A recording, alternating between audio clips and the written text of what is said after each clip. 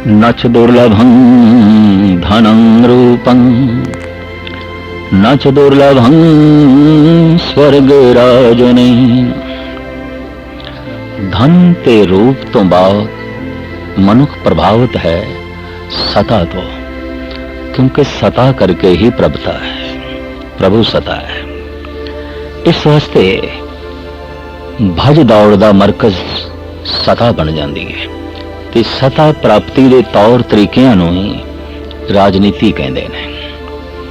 अगर धन छल ते कपट नाल बेईमानी नाल प्राप्त होवे ते राजनीति प्रभु सता सता सिंहासन प्राप्त करने वास्ते शाम दाम दंड भेद नूं वरतिया जाए तो यह भी मनुख की आत्मा नूं थल्ले ले जाता है। राजनीतिक बहुत पस्ती दे चला जाएगा, क्योंकि उसकी सोचनी की है दूजियां नूं खरीदना, दूजियां नूं काबू करना, दूजियां नूं जकड़ना, दूजियां नूं दबाना, और इस हद तक दब जान कि मैं उन्हां दे सिर ते बैठ जावां। इस वास्ते राजनीतिक जितना कठोर हो जाएगा उसके विपरीत उतना ही संत कोमल है, भगत कोमल है।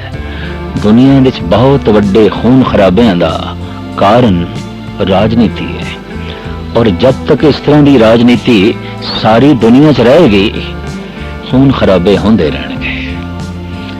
राजनीति का मतलब ही है दूसरा अगर सिर दे उत्ते बैठण की थां नहीं देंदा तो सिर मिटा दो, कत्ल कर दो, सुट दो। और यही कारण है कि राजनीति फैली शस्त्रों के आसरे थे। वो देश उतना संपन्न हो गया, उतना महान हो गया जिस को बड़े भयानक घातक शस्त्र रोमन। आज वही शक्तिशाली है, उसका ही सम्मान है जिहदे कोल हाइड्रोजन बम है, मिसाइल्स ने, एटम बम है। दुनिया नूं नाश करने लई जिसदे कोल जितना साजो समान है दुनिया उतना ही सम्मान कर रही है। ये कैसा मनुख हो गया है कि सम्मान उसका जो दूसरे का अपमान इस हद तक कर सकता है कि कीड़े मकोड़ियां की तरह एक सेकंड विच पूरे शहर नूं खत्म कर सकता है, कुछ क्षणों विच पूरे मुल्क नूं मिटा सकता है।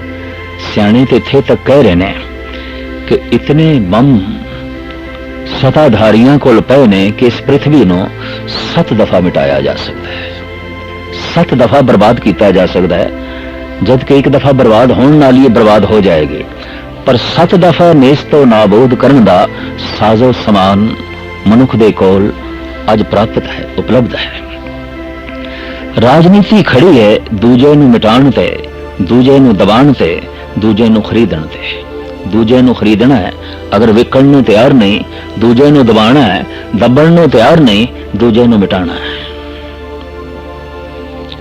कहंदे ने चंगेज खां हलाकू बस्तियां उजाड़ के लंघदे सन, लाशां दे परोसदे घोड़े लंघदे सन। 60 लाख यहूदियां दा कातिल है हिटलर, और पूरी तबाही जिहड़ी उस तो होई वो कुल 2 करोड़ मनुख उसदे हत्थी कतल होए। गालबन करोड़ां मनुखां नूं मौत दे घाट उतार के रशिया विच क्रांति आई, और 2.25 करोड़ मनुखां दी कबरां बना के ही चाइना विच क्रांति आई। शायद इस वास्ते ही गुरु गोबिंद सिंह जी महाराज ने सोचा अगर धन धर्म नाल संबंधित होवे तो धनवान दानी हो सकता है, धर्म नाल रूप संबंधित होवे तो रूपवंत महान वो अरूप जो परमात्मा है उसका पुजारी बन सकता है। और धर्म नाल किधरे राजनीति संबंधित हो जाए तो ये राजनीतिक बहुत बड़ा सेवादार बन सकता है। कौम की सेवा, देश की सेवा करने वाला एक बहुत बड़ा सेवादार। पर जे धर्म तो वख कर दईए इस राजनीति नो तो देश का गद्दार बन जाएगा, देश के सिर ते बैठ जाएगा, दबा के रख देगा, मिटा के रख देगा, गुलाम बना के रख देगा, खरीद लवेगा। सारी दुनिया विच धर्महीन राजनीति ने गुलाम पैदा कीते ने, दबे हुए मनुख पैदा कीते ने, या कबरां ही कबरां नूं जन्म दिता है, खून दीयां नदियां नूं जो है जन्म दिता है। 20वीं सदी दे हो गुजरे मशहूर और मारूफ शायर जिन्होंने एक बड़ा सुंदर कौमी तराना भी लिखा सी, सारे जहां से अच्छा हिंदुस्तान हमारा, हम बुलबुलें हैं इसकी, ये गुलिस्तान हमारा। लेकिन इस महापुरुष दे भी ए विचार ने, जलाले पातशाही हो या जमहूरी तमाशा हो, जुदा हो दी सियासत से तो रह जाती है चंगेजी।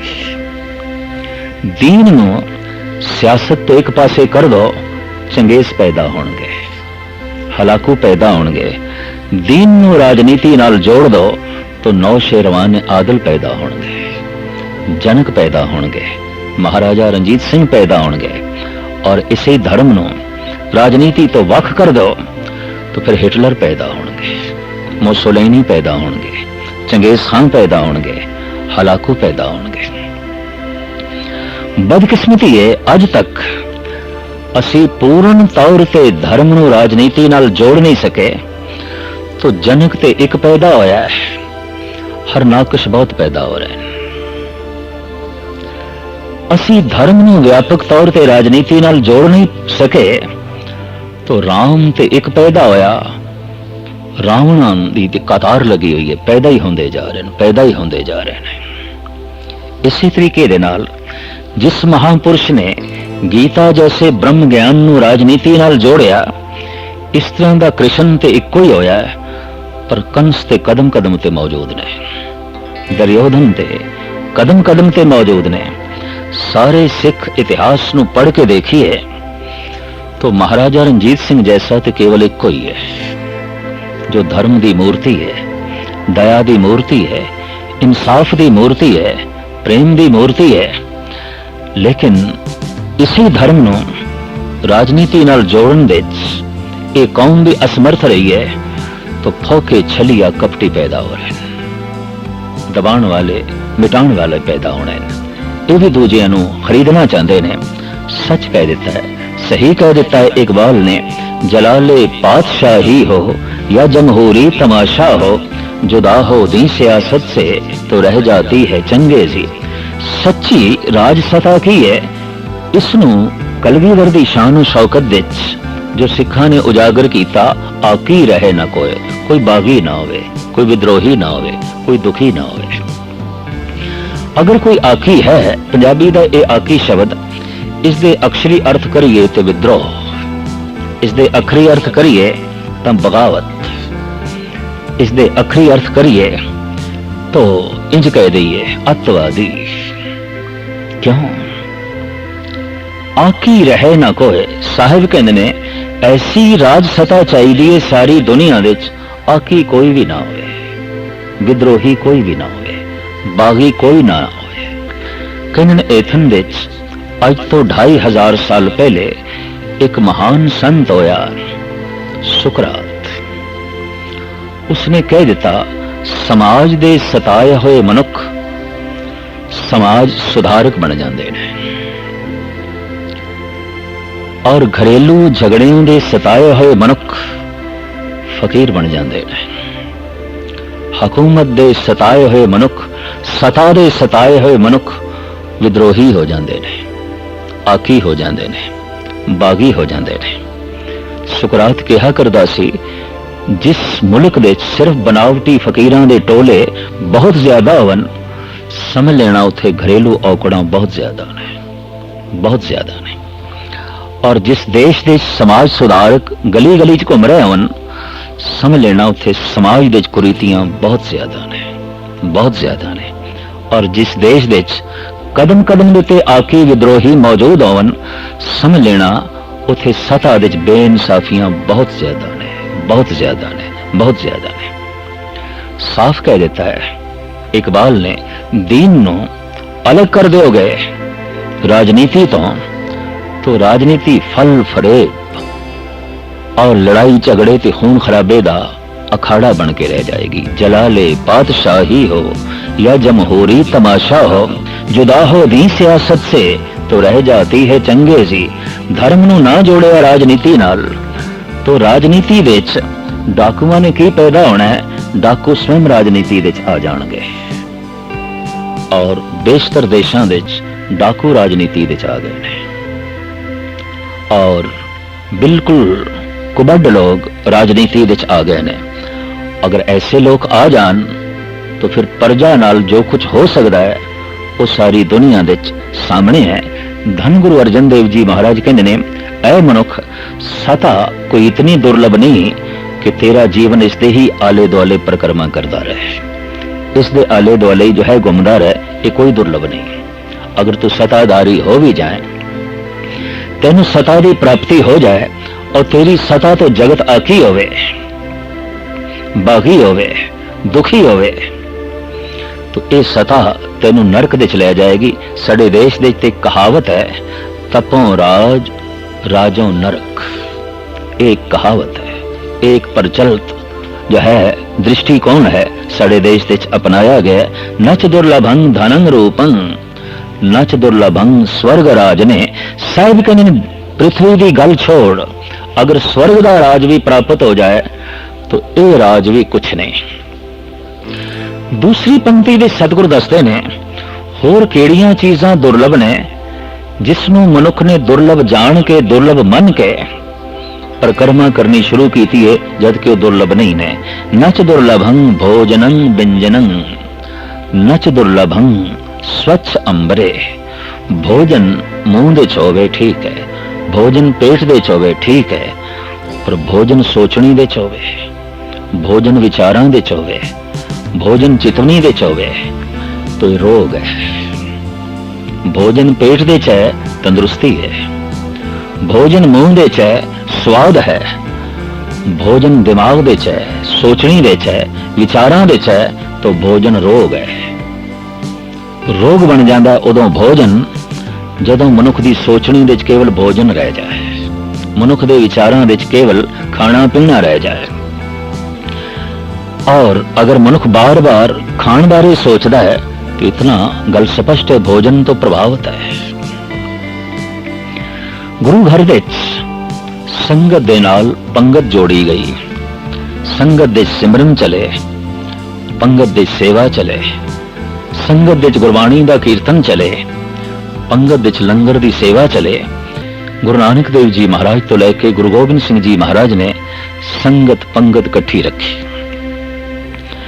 लोड़वंद यात्रु जो दूर दूर तो आउंदे ने उन्हां लई लंगर, जिन्हां नूं वक्ती तौर ते लोड़ पै गई है उन्हां लई लंगर। लेकिन लंगर दे आसरे ते भोजन दे आसरे ते भजन दा प्रभाव पाने की कोशिश करांगे गल नहीं बनेगी। पर भोजन नंबर 1 हो जाएगा, प्रथम दर्जा भोजन का हो जाएगा, भजन पीछे रह जाएगा।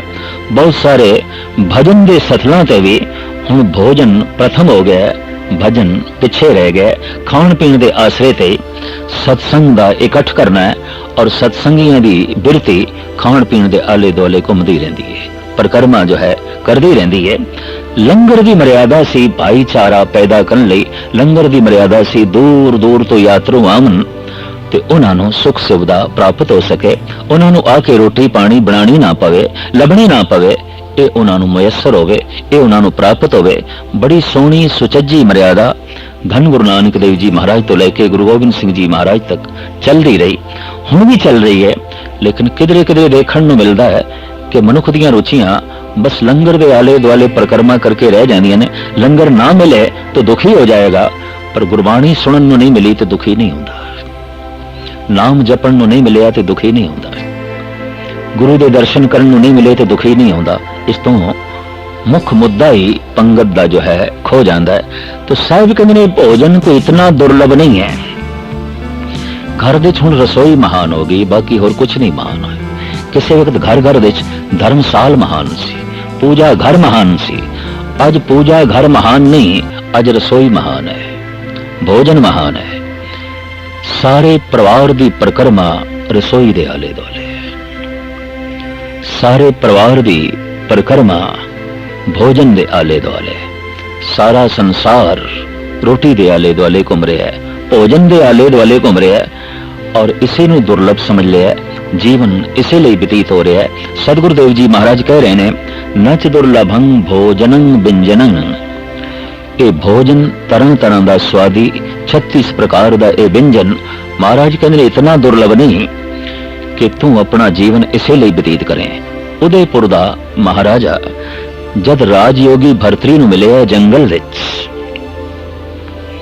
ਉਸ ਵਕਤ ਰਾਜਯੋਗੀ ਭਰਤਰੀ ਸੱਤੂ ਪਾਣੀ ਵਿੱਚ ਘੋਲ ਕੇ ਪੀ ਰਹੇ ਸਨ। ਉਦੈਪੁਰ ਦਾ ਇਹ ਮਹਾਰਾਣਾ ਭਰਤਰੀ ਨੂੰ ਕਹਿੰਦਾ ਹੈ, ਰਾਜ ਪਾਠ ਤਿਆਗ ਕੇ ਇਸ ਤਰ੍ਹਾਂ ਦੇ ਯੋਗੀ ਬਣ ਕੇ ਫਿੱਕੇ ਸੱਤੂ ਖਾਣੇ ਸ਼ੋਭਾ ਨਹੀਂ ਦਿੰਦੇ। ਤੁਸੀਂ ਰਾਜਾ ਹੋ, ਆਓ ਸਾਡੇ ਮਹਿਲਾਂ ਵਿੱਚ। तो भर्तरी कहने वैराग शतक दे कीमती बोल ने, मैं प्रसीद सत्तू सा गा दे, तू प्रसन्न व्यंजन बहु स्वादे। जितना स्वाद तू 36 प्रकार दे भोजन तो मानना है, इतना ही रस मैं सत्तू तो ले लेना। तू बिना भुख दे खाना है, मैं भुख लगदी है तां खाना। तेनू स्वाद प्रेरदे ने तू खाना है, मैनू भुख प्रेरदी है ते मैं खाना। हुण तैनू कौन दसे स्वाद ते भुख दे च है। उस भुख करके जब मैं सत्तू खाना तो यकीन जान तेरे 36 प्रकार दे भोजन भी फिक्के ने, बेमैनी ने, कुछ भी नहीं। धन गुरु नानक देव जी महाराज भी फरमान करते ने, रुपे कामे दोस्ती भुखे सादे गंड। वास्तविक स्वाद भोजन दे च नहीं है, भुख दे च है।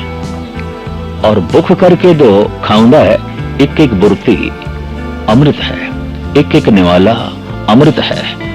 पर स्वाद करके जो खांदा है, एक एक बुरकी रोग है, एक एक बुरकी बीमारी है। इंज कह लो, इस सदी विच भोजन दा रोग बहुत वधे है, बहुत वधे है। भोजन तो बीमारियां बहुत वधियां ने। आयुर्वेद ते आदि काल तो मनदा रहा है कि 90% बीमारियां आहारक ने। प्राकृतिक नियम के मुताबिक आहार नहीं है, संतुलित आहार नहीं है, और भुख करके मनुख नहीं खा रहा। इस कारण करके भोजन तो अनंत रोग जन्म ले रहे ने। और भोजन रोग लई नहीं है, भोजन ते जीवन लई है, भोजन ते तंदुरुस्ती लई है। पर भोजन रोग बन गया क्योंकि मनुख दी जीवन दा लक्ष्य भोजन बन गया। साहब कहते ने इस वास्ते बनया कि इसने उसनों दुर्लभ समझ लिया है, दुर्लभ नहीं है। नच दुर्लभं भोजनं व्यंजनं, नच दुर्लभं स्वच्छ अंबरे।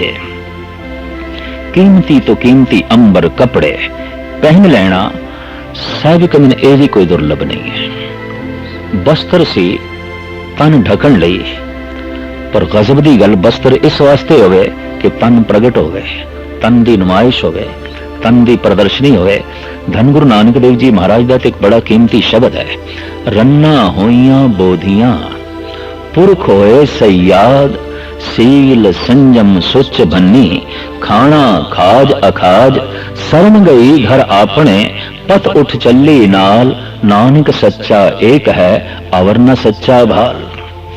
धन गुरु नानक देव जी महाराज की अपने ढंग की सोचनी, रन्ना होइयां बोधियां। इस दौर दियां इस्त्रियां अपने आप को प्रगट करना चाहदियां, नुमाइशी जिंदगी प्रदर्शित करना चाहदियां।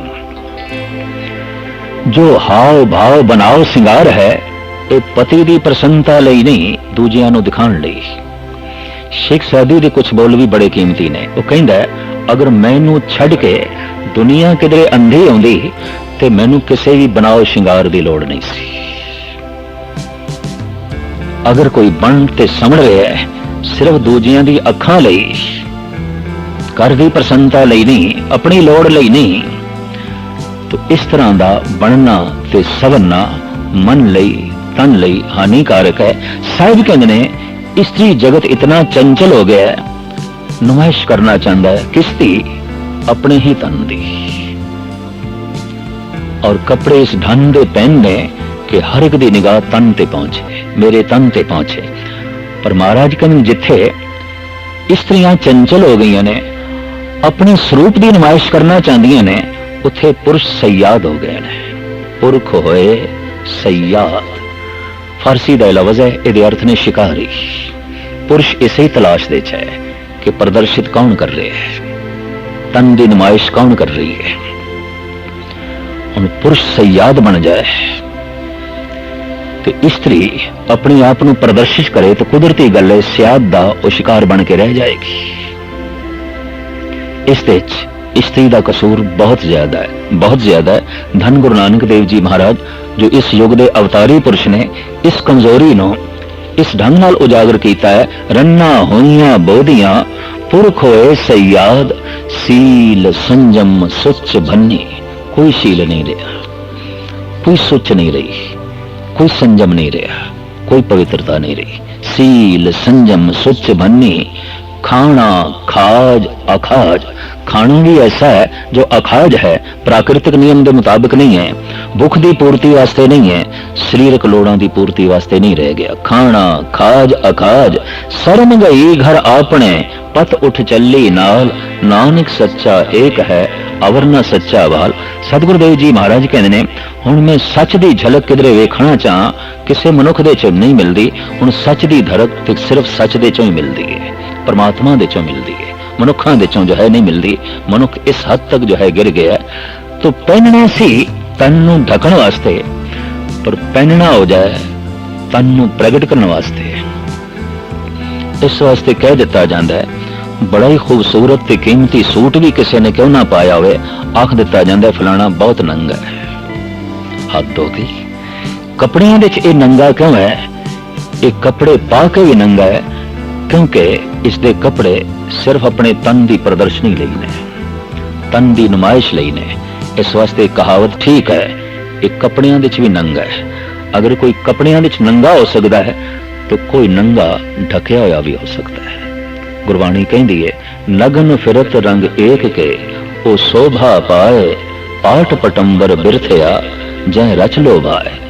एक दे रंग दे च रंगिया होया है, एक दी भगती दे च लीन है, शर्मो हया दा कपड़ा पहने होया है, भावे तन दे ते कपड़ा नहीं। नगन फिरत रंग एक के ओ शोभा पाए, पाट पटंबर बिरथया जै रच लो भाए। रेशमी कपड़े पा के जो तन की नुमाइश कर रहा है नगन है, पर नगन रह के जो एक दी याद दे च लीन है, ढके होया है, कजे होया है, पर्दे दे च है। तो साहब कहते नच दुर्लभंग भोजनंग व्यंजनंग, नच दुर्लभंग स्वच्छ अंबरे। इस तो बाद मनुख ने जिसनों दुर्लभ समझे ते जीवन उसका जिस दे आले दुआले परिक्रमा करता रहता है, वो है नच दुर्लभंग सुत मित्र भ्रात बांधवे, नच दुर्लभंग बनिता बिलासे। भागशाली उसनूं मनिया जाता है जिसके बच्चे होवन, भरा होवन, भैणा होवन और पत्नी होवे। हम ख्याल पति, हम ख्याल पत्नी, बच्चे होवन, भरा होवन, सनबंदी होवन। साहिब कहते ने वड्डियां भागां दी ये निशानी नहीं है। गुरु तेग बहादुर साहब जी महाराज ते साफ कहते हैं बड़ भागी तहे जन को जानो जो प्रभ के गुण गावे। ईश्वर दे गीत गाने वाला ही बड़ भागी है। साहिब कहते नच दुर्लभंग सुत मित्र भ्रात बांधवे। ये कोई दुर्लभ नहीं है चंगे मित्रां दा मिल जाना, आज्ञाकारी पुत्रां दा मिल जाना, हमदर्द भरावां दा मिल जाना। नच दुर्लभंग बनिता बिलासे। स्त्री तो प्राप्त सुख ये भी कोई दुर्लभ नहीं है। अगर सब कुछ भी प्राप्त हो जाए तो लक्ष्यहीन जिंदगी फिर भी भटकती रहती है। हम ख्याल पत्नी मौजूद है पर हृदय च दुख भी मौजूद है। भरा दे रूप च बावां मौजूद ने पर बेसहारा जिंदगी भी खड़ी है। पुत्र आज्ञाकार मौजूद ने पर मन विच गुलामी दे भाव भी मौजूद ने। हमदर्द मित्र सामने खड़े ने पर बेसहारा जिंदगी भी सामने दिखाई दे रही है। और ये सब कुछ दे होंदे होया बेसहारा है। मित्र भी हैगे ने, पुत्र भी हैगे ने, पत्नी भी हैगी है, भरा भी हैगी है, लेकिन फिर भी जीवन विच एक खला है। इस वास्ते साहिब कहते ने इस खला की पूर्ति भरा नहीं कर सकते, मित्र नहीं कर सकते, पुत्र नहीं कर सकते और पत्नी नहीं कर सकती। नच दुर्लभंग सुत मित्र भ्रात बांधवे, नच दुर्लभंग बनिता बिलासे। इस तो बाद अगर मनुष्य प्रभावित है तो वो ज्ञान तो प्रभावित है, विद्या तो प्रभावित है। ਆਦਿ ਕਾਲ ਤੋਂ ਵਿਦਵਾਨਾਂ ਨੂੰ ਬੜੀਆਂ ਬੜੀਆਂ ਉਪਾਧੀਆਂ ਮਿਲਦੀਆਂ ਰਹੀਆਂ, ਡਿਗਰੀਆਂ ਮਿਲਦੀਆਂ ਰਹੀਆਂ ਔਰ ਵਿਦਵਾਨਾਂ ਨੂੰ ਸਨਮਾਨਿਤ ਕੀਤਾ ਜਾਂਦਾ ਰਿਹਾ। ਪਰ ਧੰਨ ਗੁਰੂ ਅਰਜਨ ਦੇਵ ਜੀ ਮਹਾਰਾਜ ਤੇ ਕਮਾਲ ਕਰਦੇ ਨੇ। ਆਪ ਕਹਿੰਦੇ ਨੇ ਨਚ ਦੁਰਲਭੰ ਵਿਦਿਆ ਪ੍ਰਵੀਣੰ ਨਚ ਦੁਰਲਭੰ ਚਤੁਰ ਚੰਚਲੇ। ਵਿਦਿਆ ਦੇ ਵਿੱਚ ਪ੍ਰਵੀਣ ਹੋ ਜਾਣਾ, ਵਿਖਿਆਤ ਹੋ ਜਾਣਾ और चोटी दा विद्वान हो जाना और चातुर हो जाना, हाजिर जवाब हो जाना, हर प्रश्न दा उत्तर मौजूद होवे, हर सवाल दा जवाब मौजूद होवे, हर पक्ष दा सवाल, चाहे वो सवाल कला दे संबंध च होवे, चाहे वो सवाल विज्ञान दे संबंध च होवे, चाहे वो सवाल धर्म दे संबंध च होवे, इहदे कोल जवाब मौजूद होवे। ये हर तरह दा विद्या दे प्रवीण होवे, कोई ऐसा सवाल ना होवे जिसका कि यह जवाब ना दे सकता हो। तो साहिब कहते हैं इस तरह का विद्या दे प्रवीण हो जाना भी कोई दुर्लभ नहीं है। नच दुर्लभं विद्या प्रवीणं नच दुर्लभं चतुर चंचले। हैरानगी होगी अगर ये सब कुछ दुर्लभ नहीं है और जिंदगी का लक्ष्य नहीं है तो फिर जीवन का लक्ष्य की है। अगर धन भी जीवन का लक्ष्य नहीं, रूप भी जीवन का लक्ष्य नहीं, राजनीति भी जीवन का लक्ष्य नहीं, खान पान पैरान भी जिंदगी का लक्ष्य नहीं है, और धिया पुत्र संबंधी भरा भैणा पत्नी भी जिंदगी का लक्ष्य नहीं। चोटी का विद्वान हो जाना, विद्या दे प्रवीण हो जाना, जे ये भी जिंदगी का लक्ष्य नहीं, रस्ते दे पड़ाव ने, तो फिर लक्ष्य की है। इस श्लोक की अखीरली पंक्ति दे धन गुरु अर्जन देव जी महाराज फरमान करते हैं दुर्लभं एक भगवान नामे नानक लभदें साध संग कृपा प्रभं। दुर्लभ है केवल एक परमात्मा का नाम, लभदा है गुरु की संगत दे चों प्रभु की कृपा का सदका। सतगुरु गुरु अर्जन देव जी महाराज इसनू एक होर शब्द इंज भी बयान करते हैं अत सुंदर कुलीन चतुर मुख ज्ञानी धनवंत मृतक कहिए नानका जे प्रीत नहीं भगवंत। मुर्दा चाहे करोड़ापति होवे, सताधारी होवे, आखिर घरों कढ़ना ही पेगा, घरले विच उसदे लिए कोई थां नहीं। चाहे वो अरबापति है, चाहे वो शहनशाह है, चाहे वो सताधारी है, चाहे वो चोटी दा खूबसूरत है, चाहे वो चोटी दा गुणवान सी, घर विच उस लिए कोई थां नहीं। इस वास्ते कहंदे ने किसी दी इतनी बेइज्जती नहीं आउंदी जितनी मुर्दे दी आउंदी। काडो काडो हुई कड्डो घरों, घर चों कड्डो। ये गल वखरी है, चलो रोंदे होया कड्डो, पर कड्डो। घर विच जगह नहीं है, जिसनू घर विच नहीं रख सकते और सारे सोचन कड्डो, इस तो वड्डी होर बेअदबी की होवेगी। बेइज्जती दा प्रतीक है मुर्दा।